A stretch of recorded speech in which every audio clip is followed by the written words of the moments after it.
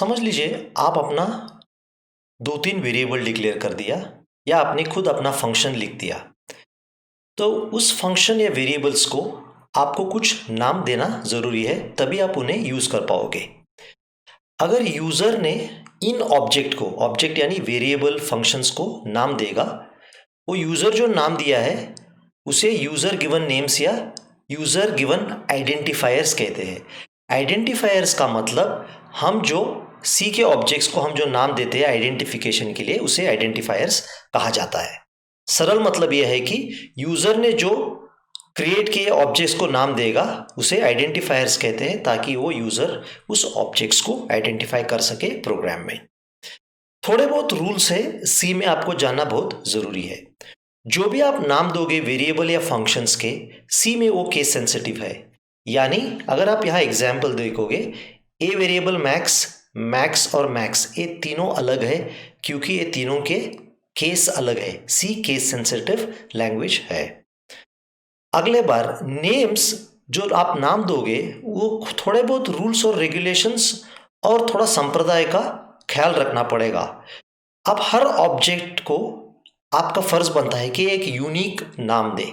ऐसा नहीं हो सकता है कि आप एक वेरिएबल का नाम दे रहे हो मैक्स, समझ लीजिए ऐसा बड़ा मैक्स, और आप एक फंक्शन का नाम भी मैक्स दे रहे हो, तब नहीं चलेगा क्योंकि हर ऑब्जेक्ट यूनिक नाम से जाना जाएगा।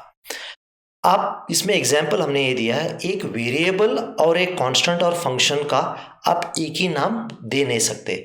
अगर आप केस चेंज कर दिया तब अलग है। फॉर एग्जाम्पल, अगर आपने वेरिएबल का नाम समझ लीजिए ऐसे मैक्स है, आपने एक को मैक्स दे दिया, दूसरे को मैक्स दे दिया, ये ठीक है। लेकिन अगर आपने वेरिएबल को मैक्स दे दिया, एक फंक्शन का नाम भी मैक्स है, तब ये प्रॉब्लम है क्योंकि ये दोनों का नाम सेम हो जाएगा। अभी सी के कंपाइलर्स थोड़ा स्टैंडर्ड्स फॉलो करते हैं। जैसे एनसी स्टैंडर्ड ये कहता है कि जनरली जो भी आप कंपाइलर यूज करोगे 31 कैरेक्टर्स को यूनिक यानी स्पेशल मानता है।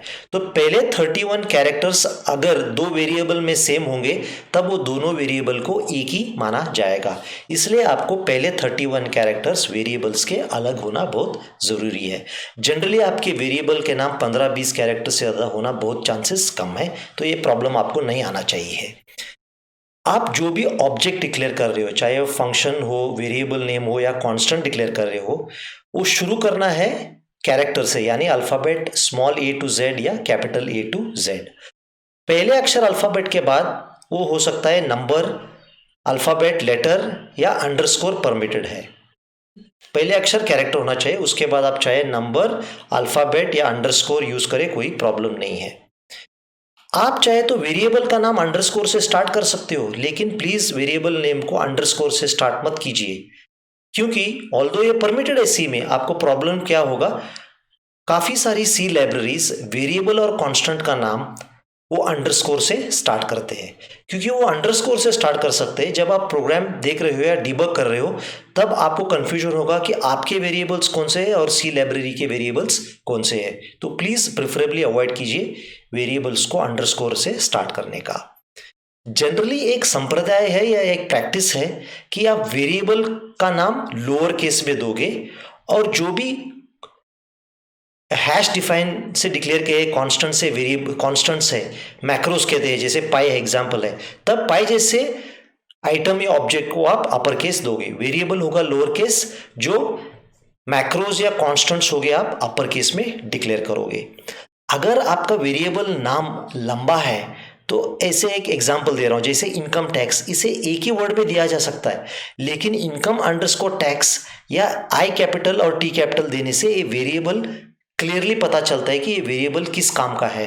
तो एक बड़ा एडवाइस है कि आप अगर वेरिएबल लंबा हो तो प्लीज़ उन्हें सेपरेट कर दीजिए अंडरस्कोर से या ऐसे अपर केस से। मैं तो यही प्रेफर करता हूँ कि अंडरस्कोर से सेपरेट करें। अभी आप थोड़े और रूल्स है, जैसे आप सी में थोड़े बहुत वर्ड्स का स्पेशल मीनिंग है, जैसे इफ, एल्स, इंट, फ्लोट, कैर, इन्हें रिजर्व वर्ड्स या कीवर्ड्स कहा जाता है, क्योंकि इन वर्ड्स का कंपाइलर खास मतलब या स्पेशल यूज के लिए रखा जाता है। तो आप ऐसे नहीं कर सकते कि आप एक वेरिएबल ऐसे नहीं डिक्लेयर कर सकते हो। आप ये नहीं कह सकते हो कि float int is equal to 1.3, ये गलत होगा क्योंकि इंट जो है रिजर्व्ड वर्ड या कीवर्ड है। तो कीवर्ड्स आप स्पेशल यूज के लिए है, तो आप प्लीज उसे आप वेरिएबल नेम्स या फंक्शन नेम ना दिया जाए। अगर एल्स अपर केस में होगा तब अलग है, एल्स रिजर्व्ड वर्ड नहीं होगा।